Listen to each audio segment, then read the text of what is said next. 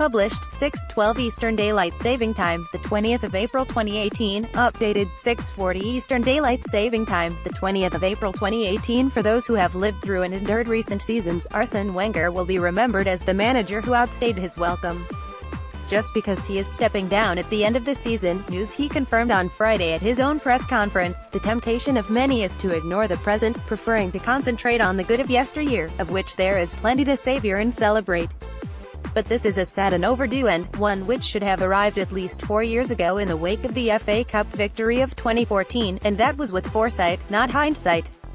Arsene Wenger is unveiled as Arsenal manager at Highbury on October 1, 1996. Wenger in 1999 with new signing Thierry Henry, who would become the club's record scorer. Arsenal captain Tony Adams with Wenger after the Gunners did the double in 2002-1996, the year when a then unheralded Wenger, who had been in charge Japanese side Nagoya Grampus 8, took over at Highbury, 1,228 games at the helm, ahead of Sunday's Premier League fixture against West Ham. 704 wins to date as Arsenal boss. 3 Premier League title wins, the last during an unbeaten Invincibles campaign of 2003-2004. 1549 goals scored in Premier League matches by Wenger's teams. 10 major trophies, 1.473 Premier League victories.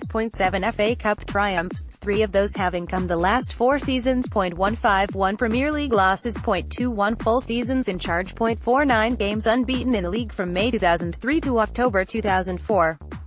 In time, of course, generations after us will only read about the innovation, the trophies, the longevity, the gentleman that is Arsene Wenger.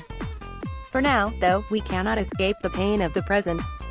Arsenal have been allowed to drift under his charge for the best part of 7 years. Take a look at their Champions League progress in that time, 7 consecutive round of 16 exits. This season they did not even qualify. The drift has turned to drowning. Yes, there remains the potential salvation of a Europa League triumph and backdoor entry into Europe's premier competition, but the fact they are fighting Burnley for 6th place in the Premier League tells the story of just how far they have fallen. To the backdrop of their regression has been supporter unrest, protest and infighting. That, however, was when they cared, when Arsenal's woes were headlines news. Now, there is apathy, empty seats, newspaper coverage relegated towards the racing page as opposed to the back page. In short, we're bored of Wenger, bored of Arsenal. We've seen it all before, heard it all before, and so have their own fans. They will romanticize about him between now and his final farewell, but this was a relationship which had long since turned sour. They will tell their kids and grandkids he was great, that he revolutionized both the football club and English football, and he did, but only those painting the full picture will tell their offspring. It was pretty damn toxic for the last few years though. Wenger argues with adversary Sir Alex Ferguson during Manchester United v Arsenal celebrations at White Hart Lane, home of rival Spurs, after Arsenal won the title in 2004. Arsenal won the 2004 Premier League after going through the entire league season unbeaten. Wenger just could not accept his own inability to address the flaws in a team which, no matter the personnel, possessed the same strengths and weaknesses year on year.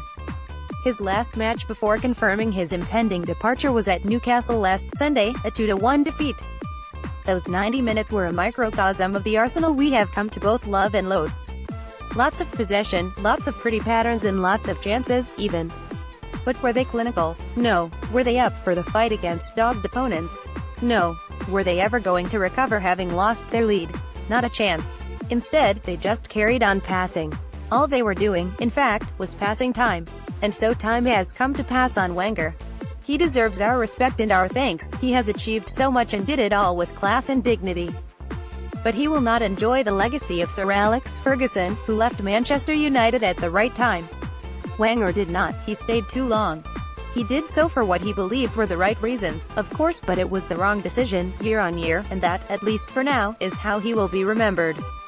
Wenger outside the future Emirates Stadium in 2004, Arsenal's current home ground. Wenger with the fans after Arsenal's final ever game at Highbury. On May 7, 2006, Wenger kicks a water bottle in frustration after Arsenal have a goal disallowed in 2008. Wenger in October 2009, just before the Arsenal manager celebrated his 60th birthday, the Gunners boss pitchside before a league game against Blackpool in April 2011. Wenger at St James's Park in April 2018, the final game before he announced he would leave.